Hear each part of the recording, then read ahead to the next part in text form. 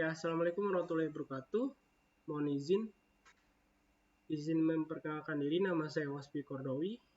Saya dari Badan Meteorologi, Klimatologi, dan Geofisika.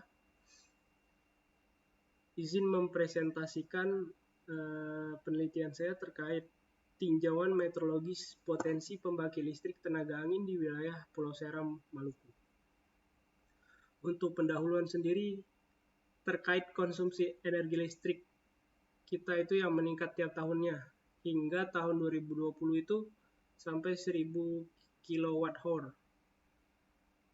Untuk itu diperlukan energi angin, karena energi angin itu sendiri kan bisa mereduksi emisi gas rumah kaca. Pada tahun 2020 diharapkan tahun 2020 ini tahun 2020 kemarin itu 26% reduksinya.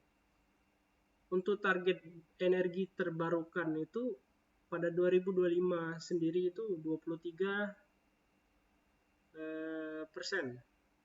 pada tahun 2025, 31% untuk pada tahun 2050. Dengan kapasitas pembangkit listrik tenaga angin itu 255 watt. Untuk mendasari penelitian saya mengambil beberapa referensi seperti penelitian di Merak, Banten yang topografis yaitu pegunungan dekat laut, di mana angin lokalnya itu sangat berpengaruh. Didapati bahwa kemampuan atau potensinya itu 2,5 meter per sekon, kecepatan anginnya itu 2,5 meter per sekon hingga 8,2 meter per sekon. Dayanya itu 400 hingga 14.000 watt. Kemudian untuk di Kalimantan Barat itu saya ambil dilakukan penelitian oleh Zuhrofiana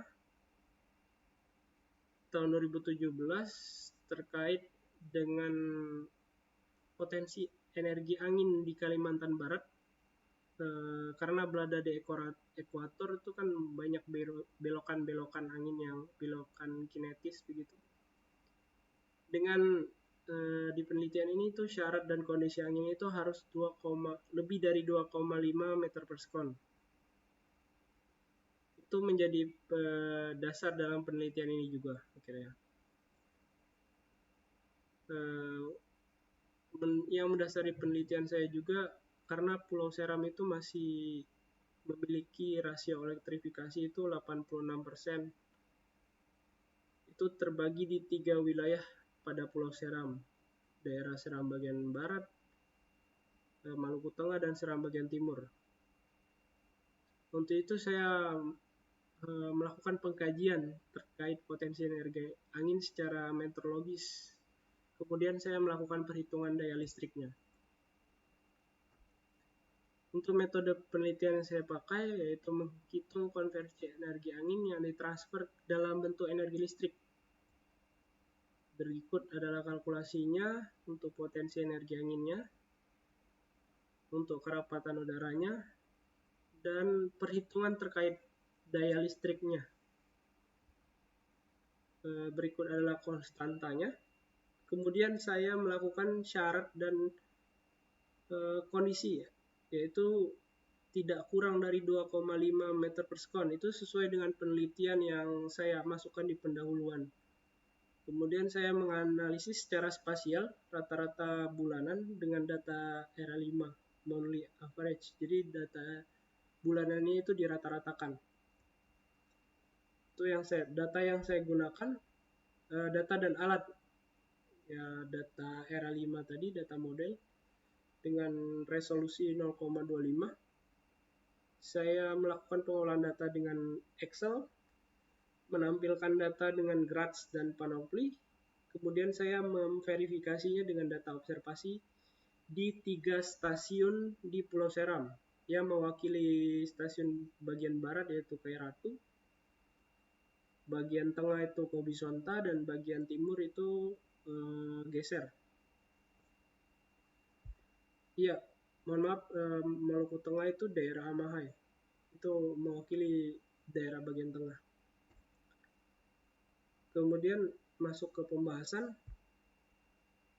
saya tadi menganalisis secara spasial rata-rata bulanan. Di sini bahwa rata-rata kecepatan angin pada bulan Desember, Januari, dan Februari kita bisa lihat di pattern atau pola dari arah kecepatan angin di sini skalanya itu rata-rata 4 maksimal itu 4,5 meter per sekon. Itu tersebar di pesisir Pulau Seram. Jadi potensi energi angin di Pulau Seram ini di pesisirnya itu bisa dibangun instalasi pembangkit listrik tenaga angin. Untuk rata-rata kecepatan angin pada Maret, April, dan Mei, justru pada bulan-bulan ini tuh kecepatan anginnya cenderung menurun karena memang pengaruh dari musim peralihan itu sendiri. Jadi yang membuat kecepatan angin di Pulau Seram itu mengalami penurunan. Untuk bulan Juni, Juli, dan Agustus sendiri meningkat signifikan. Itu bisa mencapai 6 meter per sekon pada skalanya. Itu tersebar lagi-lagi di pesisir Pulau Seram. Untuk bulan September, Oktober, dan November sendiri masih tahap peralihan. Kita bisa lihat kecepatan anginnya maksimal 3 meter per sekon, tapi masih memenuhi syarat. Cuman beberapa titik yang mewakili tadi itu memang belum memenuhi syarat. Ya, karena memang tidak semua wilayah bisa terdapat potensi begitu pada bulan ini. Untuk potensi energi anginnya di wilayah Kairatu kita bisa lihat di grafiknya untuk potensinya tuh dari 200 hingga 8.000 kWh dengan potensi terbesar itu pada bulan Juli sebesar 8.000-an. Dari bulan Januari dari bulan April ini meningkat signifikan sampai bulan Juli. Sedangkan pada bulan Juli dan seterusnya itu mengalami penurunan karena sesuai dengan kecepatan angin musim-musim yang disebutkan di spasial tadi. Untuk potensi energi angin di Kobi Sonta di Maluku Tengah ini tadi mewakili Seram bagian barat, sekarang Kobi Sonta. Untuk Maluku Tengah itu potensi energi anginnya itu merata, hampir tidak terlalu merata, tetapi potensinya masih terbilang cukup fluktuatif begitu. Kita bisa lihat maksimalnya itu bisa hampir mencapai 9.000 kWh, sedangkan yang minimumnya itu terjadi di bulan November karena yaitu tadi musim peralihan SON. So di wilayah Seram bagian timur sendiri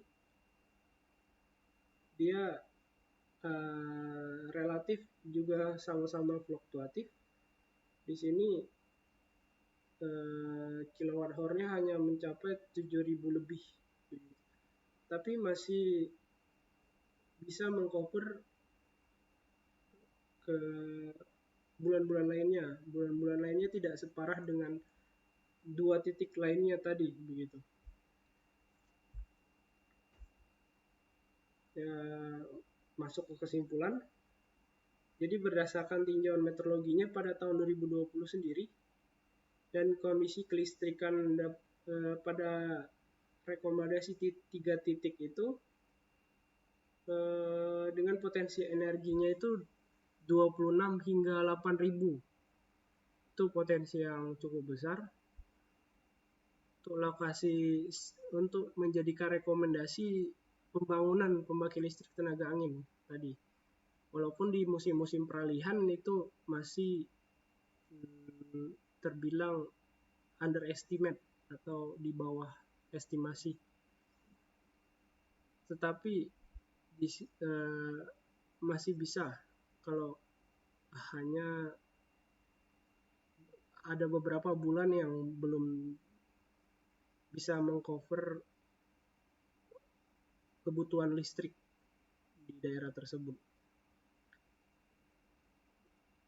Berdasarkan tinjau meteorologi tadi, disimpulkan juga Kilburi memiliki potensi energi listrik. Di situ juga wilayah dengan kondisi kelistrikan yang minimum.